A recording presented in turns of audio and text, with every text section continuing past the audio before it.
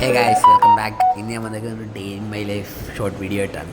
അപ്പോൾ തന്നെ രാവിലെ നമ്മൾ ഫുഡ് അടിക്കാൻ പോയി, ബ്രഷൊക്കെ ചെയ്തിട്ട് പൂരിയും പഴവും ചായ എൻ്റെ അല്ല ഗൈസ്, ആരുടെയാ ഇത് ഗൈസ്.